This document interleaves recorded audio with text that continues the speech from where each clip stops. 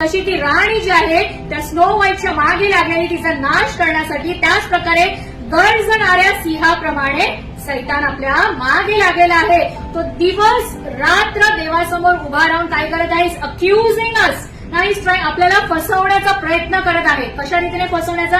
की आपण किती पापी आहोत, आपण किती कुरूप आहोत ना, देवाच्या राज्याच्या आपण कशा रीतीने पात्रतेचे नाही आहोत हे आपल्याला कुजबूज करून फसवण्याचा प्रयत्न करत आहे. परंतु देवासाठी आपण काय आहोत हे आपण आत्ताच वाचलं.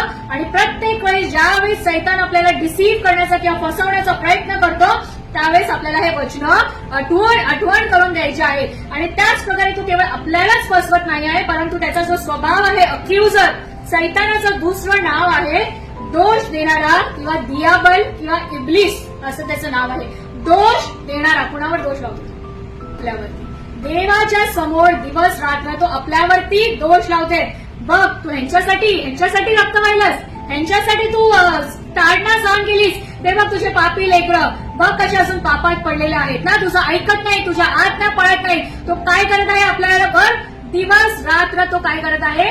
दोष लावत आहे. कारण तो त्याचा स्वभाव आहे, त्याचं नाव आहे दोष लावणारा. प्रगटीकरण 12:10. एकीकडे तो आपल्याला फसवत आहे की आपण देवाच्या राज्याच्या पात्रतेचे नाही आहोत, आपण त्याच्या लायकीचे नाही आहोत, आपण पापी आहोत, आपण अशुद्ध आहोत. आणि दुसरीकडे तो देवासमोर आपल्याला दोष लावत आहे. जे सॅक्रिफाईस, जे बलिदान आपल्यासाठी केले ते व्यर्थ आहे, आपल्यासमोर तो दोष लावत आहे. परंतु देवाच्या पुत्राने येशू ख्रिस्ताने आपल्या सौंदर्याची किंमत मोजली आहे ना. जसं मी म्हटलं, सुंदर दिसण्यासाठी लोक किती काय काय खर्च करतात ना. गोळ्या घेतात, औषधं घेतात, इंजेक्शन घेतात, ट्रान्सप्लांट करतात. नाक म्हणजे आजकाल कशाचं ट्रान्सप्लांट करत नाही, सगळ्याच गोष्टीचं ना, नाक, डोळे, होठ, कान ना. परंतु आज आपण पाहिलं आहे की देवाने आपल्याला असं बनवलेलं आहे. आणि ते आपलं सौंदर्य केवळ बाह्य सौंदर्य नाही, परंतु आपलं अंतःकरणाचं, आत्म्याचं सौंदर्य टिकून राहण्यासाठी देवाच्या पुत्राने येशू ख्रिस्ताने ती किंमत मोजलेली आहे. त्याच्या पवित्र रक्ताच्या द्वारे त्यांनी आपल्याला काय केलेलं आहे?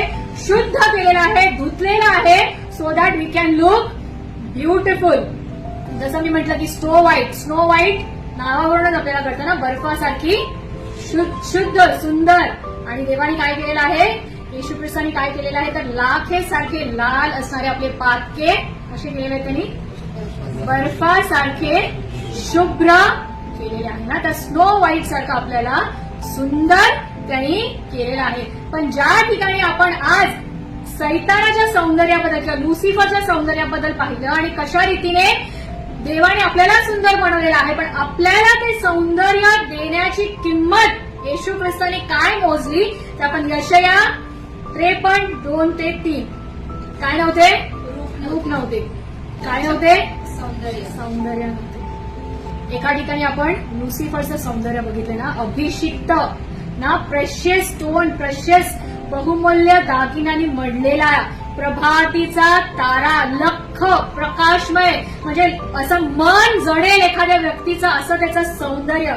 पण त्याच ठिकाणी या ठिकाणी आपण देवाचा पुत्र येशू ख्रिस्त याच्याबद्दल ज्यावेळेस वाचतो तर असं म्हटलेलं आहे की त्याच्या ठाई सौंदर्य नव्हते, त्याला तुच्छ मानले लोक, त्याच्यापासून तोंड फिरवत होते, त्याला शोभा नव्हती.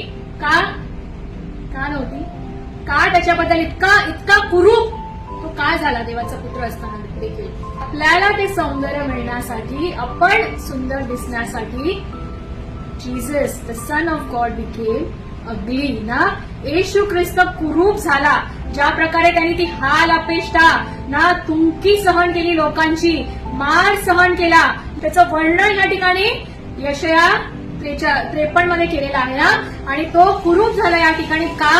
तर आपण जे त्याचे लेकरं आहोत ते आपण सुंदर दिसावे. आणि सैतानाकडे तो चान्स नसावा की त्यांनी आपल्यावरती दोष द्यावा ना. येशू ख्रिस्ताने देवाच्या पुत्राने त्याच्या रक्ताच्या द्वारे आपल्याला धुवून काय केलेलं आहे? शुद्ध केलेलं आहे आणि दोष रहित ना आणि बिना सुरकुतीचं असं ठेवलेलं आहे. कारण त्याला त्या सैतानाला संधी द्यायची नव्हती आपल्यावरती दोष देण्यासाठी. कारण सैतानाचं कामच आहे, त्याचं नावच काय आहे? दोष देणारा ना.